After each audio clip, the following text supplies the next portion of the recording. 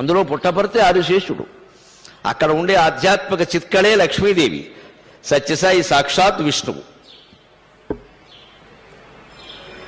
అందుకే ఆయన ఎప్పుడు పరోపకారాన్నే ప్రోత్సహించారు, సేవనే ప్రోత్సహించారు. Love all and serve all, ఇది స్వామి చిత్రం ఉన్న చోటల్లా ఉండే మాట.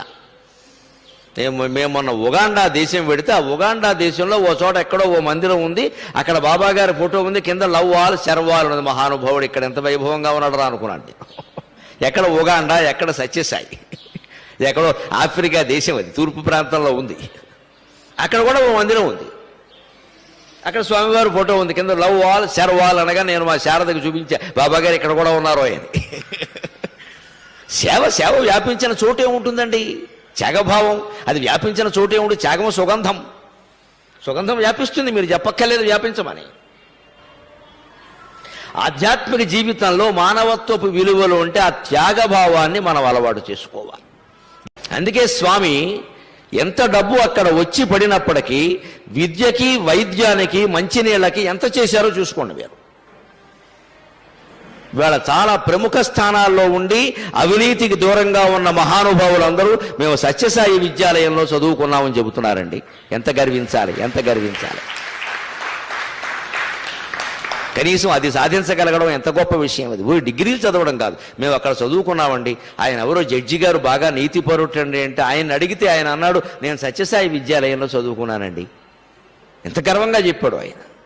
అంటే నైతికమైన విలువలకు ప్రాధాన్యం ఇచ్చారు అక్కడ. బీటెక్, ఎంటెక్, డిగ్రీలకు ప్రాధాన్యం ఇలా. డిగ్రీలదే ఉంది, ధర్మామీటర్లో కూడా ఉంటాయి 104 డిగ్రీలు. ఇంకంతకంటే ఎవరికి డిగ్రీలు సంపాదించడం వీలు కాదు. డిగ్రీ లెక్క ఇంకో 2 డిగ్రీలు ఉంటే పేలిపోతుంది అది 106 వస్తే.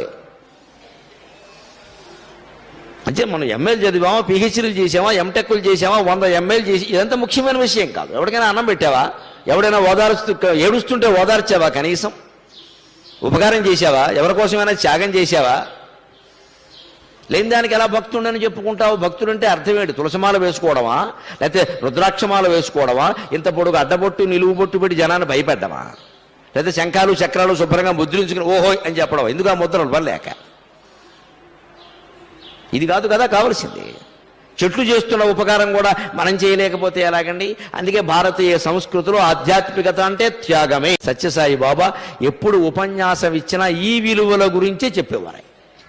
అంతేగాని ఫలానా కాశీ వెళ్ళండి, రామేశ్వరం వెళ్ళండి, యాత్రలు చేయండి, అక్కడ గుడికి వెళ్ళండి అని ఆయన చెప్పగా నేను వెళ్ళలేదండి. ఎప్పుడు మీరు ఏమైనా విన్నారో? ఎప్పుడు చెప్పలేదండి. ఆయన ఎప్పుడు జ్ఞాన మార్గం. సనాతన సారథి పుస్తకం మా చిన్నతనం నుంచి మా ఇంటికి వచ్చేదండి. మా అమ్మ గొప్ప సాయి భక్తురా. నెల వచ్చే సనాతన సారథి పత్రికలు నేను చాలా చూశాను. అందులో ఆయన ఉపన్యాసం వచ్చాయి. ఆ ఉపన్యాసాల్లో చాలా చోట్ల ఆయన పరోపకారాన్ని గురించి, మానవత్వాన్ని గురించి, జ్ఞానాన్ని గురించి చెప్పారు, కానీ పుణ్యాలు పురుషార్థాల గురించి ఎప్పుడూ మాట్లాడలేదు. ఇచ్చారు, వైద్యాన్ని ఇచ్చారు, తాగడానికి మంచినీళ్ళు ఇచ్చారు. అంత సేవ చేసిన మహానుభావుడు ఆధ్యాత్మిక వేత్తలలోనే మరొకడు లేడమ్మా ఈ భారతదేశంలో. అంత సేవ చేశాడు ఆయన. యోగశక్తులన్నీ ఉపయోగించి ఏం చెయ్యాలో అంతా చేశారు దేశం కోసం.